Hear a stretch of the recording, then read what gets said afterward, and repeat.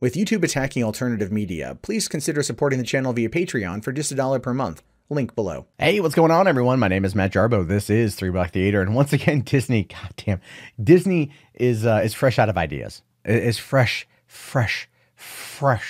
out of ideas, right? Because as we see here, Lilo and Stitch live action remake in development at Disney. Of course it is. Of course it is. They have the upcoming Aladdin, upcoming Dumbo. There's another one I'm thinking of too. You know what? I don't even care because I haven't really watched these movies, to be honest with you, but I know why they're making them. I get it. I wish they would do other things that are original instead of going back into the well, which is what we get mad at other studios for doing this all the time. Except when Disney does it, it's like, nah, it's okay. It's okay. Like no one cares. No one cares. It says here, The Hollywood Reporter brings word that Disney's 2002 Lilo and Stitch animated movie is next in line, or the next Walt Disney feature animation to be getting the live action / CG hybrid treatment. Dan Lin and Jonathan Urich, who are working on the Aladdin live action remake, will be producing the feature.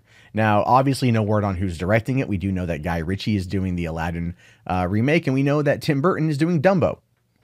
So the guy from Lock, Stock, Two Smoking Barrels, and Snatch, and last year's bomb King Arthur, is doing Aladdin, which, by the way, opens on Memorial Day weekend next year. And if Solo was any indicator of how bad movies can bomb on that weekend, expect Aladdin to not do much better. I'm not even kidding when I say this. Legitimately, Memorial Day weekend the last 4 years has been terrible. It's just been terrible. And Avengers Infinity War Part 2 or Avengers 4 comes out earlier in the month. So again, it's probably going to end up being hit. I wouldn't be surprised if they move it off that release date just because.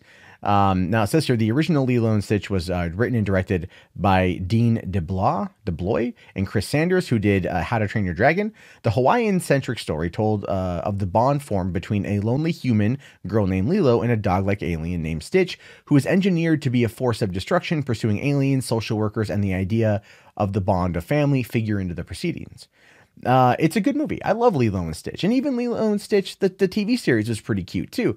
It's good as animated. They did I think they did a couple sequel movies. I saw one of them, I think, and it was all right. It was okay. I'm not against them doing more animated films. If they wanted to redo it animated or whatever, it's perfectly fine to just re-release it in theaters and count the freaking money. But no, we want to make this a live action hybrid. Now, it says here that Mike Van Ways is writing the script, and Rideback's Ryan Halprin is co-producing. And Lilo and Stitch is the latest movie to be coming out, or be venturing into the live-action CG remake status, following the already announced Dumbo, The Lion King. I forgot The Lion King. That's the other one coming out. That one's gonna be huge. Jesus Christ, it's gonna be huge. But we've also got the other ones here. Cinderella, Jungle Book, Beauty and the Beast, and Pete's Dragon are some of the live actions that have already been remade. There's also Maleficent, Alice in Wonderland. They've been doing this for years, but with mixed results. Taking a look here at Box Office Mojo, we can see Alice in Wonderland from 2010 did a worldwide gross of $1 billion. By the way, I don't know. I was looking at the wrong thing. $1 billion is what Alice in Wonderland made in 2010 on a $200 million budget. Right. I mean, $1.25 billion. And then, of course, you've got Through the Looking Glass here. Just to take a quick look at this one. You've got a worldwide gross of $299 million. So when that came out 6 years later, Through the Looking Glass it tanked. Right. It totally tanked. But again, looking at the release date, that was Memorial Day weekend. Whereas this opened on March 5th. I want you guys to pay attention to the dates here. Dates do matter, right? So you have that. Then you got Cinderella, 2015, had a worldwide gross of $543 million. I personally love this movie. I do, but it has a March 13th release date. Again, we're seeing kind of a trend here, right? March 13th release date. You've got Beauty and the Beast from last year, had a worldwide gross of $1.26 billion, released March 17th. Again, we're seeing this pattern. These movies released in March tend to do pretty freaking well, whereas ones released in May, maybe not so much. And that's why I'm thinking about the Aladdin one's going to be pretty bad. If Lilo and Stitch, they say, oh, we're pushing it for a May release, it's dead in the water. Essentially, it's going to be a bad movie. I think they're just dumping it there to get whatever money they can and call it a write-off and walk away. But you've got that. But then I want to also take you over to this one too here, Maleficent. $758 million worldwide gross on this thing, May 30th. That was not Memorial Day weekend. It actually was the week after Memorial Day weekend. I know this because at the time I was working at a movie theater in San Diego, and I was there for that. So I know it was a week after Memorial Day weekend, but it did pretty well.